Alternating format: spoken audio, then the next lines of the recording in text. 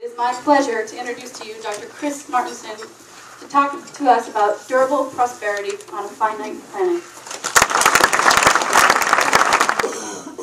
Wow, what a pleasure to be here. This is fantastic. And I note that the goal, 90% renewables by 2050, that's really what I want to talk to you about because that's an extraordinary challenge.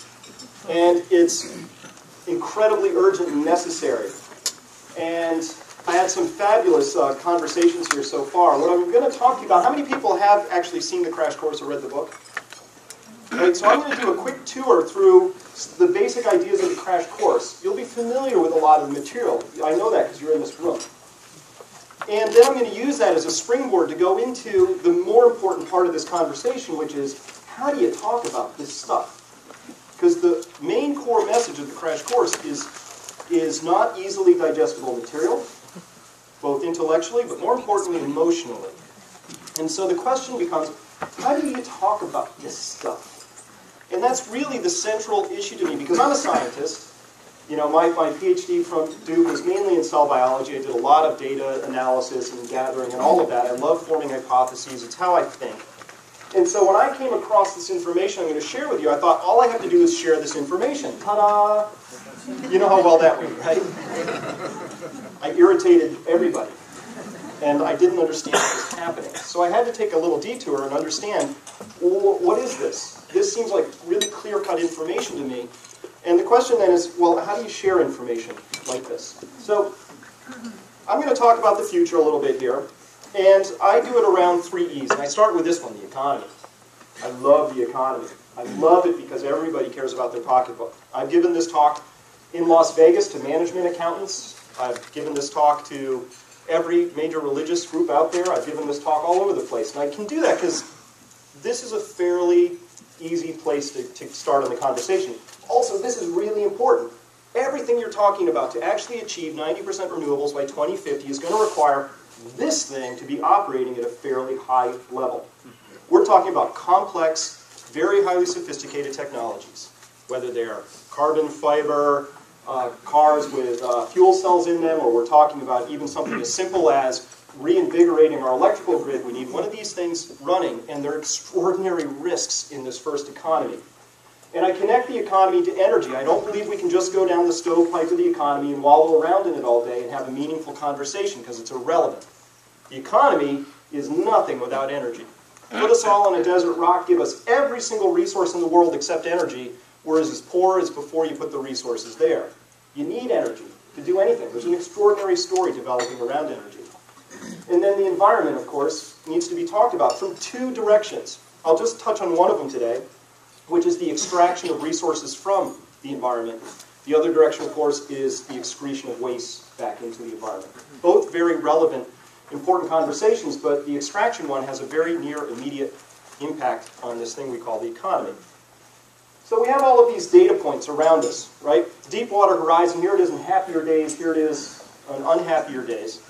And there were 2 things we should have taken from this as a nation, 2 questions and insights that I don't believe we really took to heart. The first is that technology does have limits.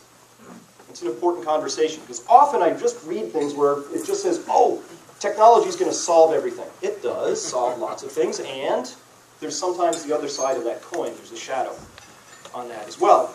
But what we really should have taken from this as well was that this platform, one of the most sophisticated pieces of technology on our planet, more technologically advanced than the space shuttle. This thing could drill down 30,000 feet, operating at 20,000 pounds per square inch. It's extraordinary. And they could drill and hit a dinner plate from several miles away.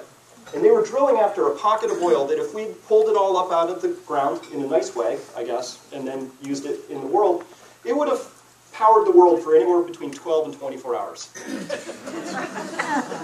That tells you something when you're putting that much effort against that kind of a resource about where you are in the trajectory of this story. And now we see this other dot, like this is in Greece. Greece was, everything that was possible in Greece economically 3 years ago is not possible today. They are in absolutely capital D depression. 50%, more than 50% of everybody under the age of 30 is out of work. You can keep that up for about 3 or 4 years and you fundamentally lose a generation. Very hard to get it back. Skills, training, hopes, dreams. So this is what happens when your economy falls apart, but why did that happen? And there are warnings everywhere coming out of our environment that say basically the same thing to us. Something is going on that we really ought to be taking a pretty profound look at. And so these are all dots I want to connect. And it starts here with the economy. It all starts here. And here's why. This is how economists see the world. You weren't told there was going to be math, right? All right, I'll simplify this for you. That is the formula for growth. It's growth. This is how economists think about the world. You do need second-order calculus now to understand how economists see the world, but it's growth. And we are always talking about growth. The Treasury Secretary comes on, the President comes on, the Federal Reserve comes on, and they talk about we need growth. Growth in housing, jobs, we need growth. Why? Why do we need growth? Why? Well, we need it because of this thing we use called money. Now, every money system has some pros and cons. I'm not here to cast judgment on our current money system. I am here to describe it. Because understanding our system of money is central to understanding where we're going and what's happening. And I don't care what color your money is. I don't care whose picture's on it. I don't care what anti-counterfeiting measures. I don't care about any of that stuff. It's all the same today. It's all virtually identical. All money is loaned into existence. Yes. Now that has some features that are good to understand.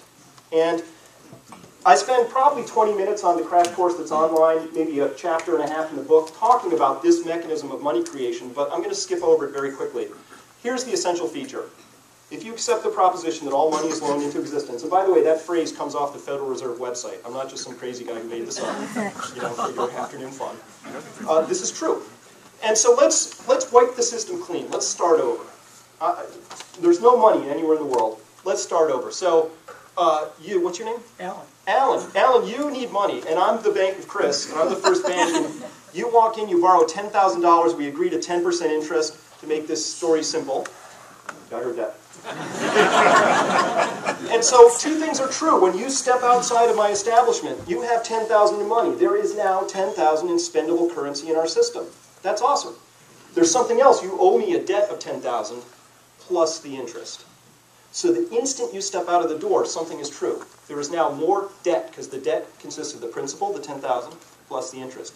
There's now more debt in the system than there is money. And that's a feature of our system. It enforces some behaviors, it punishes others. It's incredible. When you're in debt, you work hard. If you are a fisherman who's got a $400,000 note on a boat, you will go out and scrape those fishing grounds. Debt is an extraordinary motivator. And it's just a feature of our system. So, what it means is this, that at any point in time, there is always more debt than money in our system. Always. And so that creates a lot of conditions for us. And some of these are now coming to fruit right now.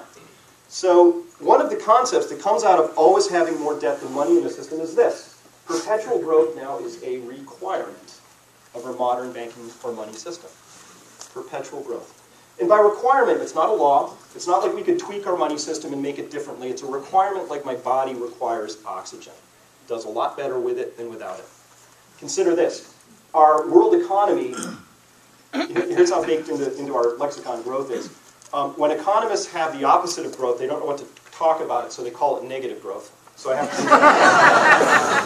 I invite you to look. You will read that statement now. You'll go, I heard that somewhere. Right. In 2009, we experienced minus 2% growth. We experienced 2% negative growth in our world economy, and it was a disaster. Banks almost failed. Entire systems almost came crashing down. Whole countries almost went under. It was extraordinarily painful. Really? Minus 2%? We get that? What would have happened if we'd gotten plus 2% growth? Easy. That's called last year. No big